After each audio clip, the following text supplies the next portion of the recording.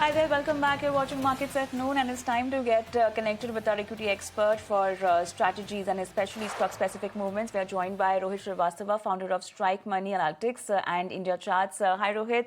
Afternoon. Welcome to the show. So definitely, the market is very flat and range-bound, and yes, we did see a little upside in the opening session, but post that, the market is just trying to hold on above 25,700. Right now, also we can see it's just barely above that. But so far, metals and PSU, bank counter, is trying to hold on. But then what's the strength in terms of important support levels now that you're looking at? So I'll say the key resistance that we are watching is 25,770, close to that. It's also from where the market had gapped down. We'd got gapped down below 25,750 just a few days ago. So that becomes an important resistance that we have to get past if the market really has to, continue higher from here. Otherwise, with this level in mind, we would probably think that if the market, stays weak today, we may see it resuming its downward journey, head back towards 25,300 or 25,000 in the coming days. So the risk reward is favorable more to the downside, which means more towards shorts than longs, and that is how we are approaching this market. All right, Rohit, for all our viewers who are listening to you right now, watching us right now, let's also have them prepared for the next quarter. As far as this quarter is concerned, we know that Nifty 50 companies posted almost 7.5% year-on-year profit growth, up almost 1.9% from the previous quarter. For the next quarter, what are the areas that you are looking at in terms of sectors, if any?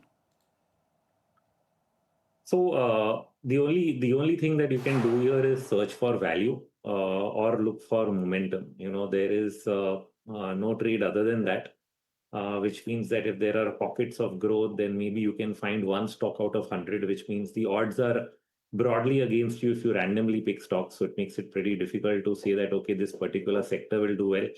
Even within banking and financials, you've only seen SBI do well, for example.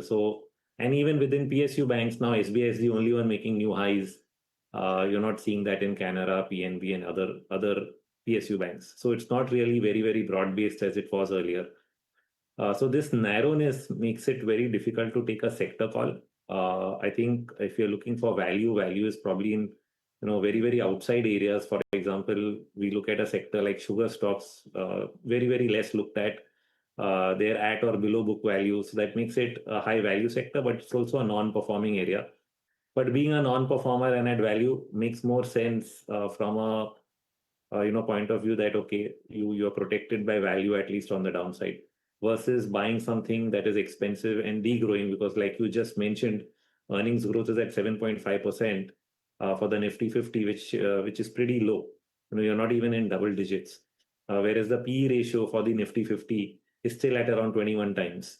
So that makes it, relatively expensive compared to earnings. Either we can take a call that, earnings growth is going to pick up substantially, which is not clear. And therefore that keeps risk to the downside as far as Nifty is concerned. I think out of the big sectors, financials is the only place where money has gone during 2025. But what I said is that it is beginning to show some kind of narrowness, which is why you're not able to take a clear-cut call that you should continue to chase that area. But yeah, there is strength in pockets of financials, especially NBFCs. PSU banks, I would be a little careful because the run-up has become pretty strong, especially in stocks like SBI, where the RSI indicator is already at 80, not just on the daily, weekly, and monthly chart. So it's pretty much at the fag end of this move, I would think. And so I would actually have to look elsewhere. And like I said, NBFCs are probably the only place right now in the near term where probably there is still some upside left. So NBFCs and sugar pack on your radar. Thank you so much with that, Rohit, for joining in and helping our viewers strategize their stock-specific movements. But then it's time for a short break, and post that more stock-specific update coming up. Stay tuned.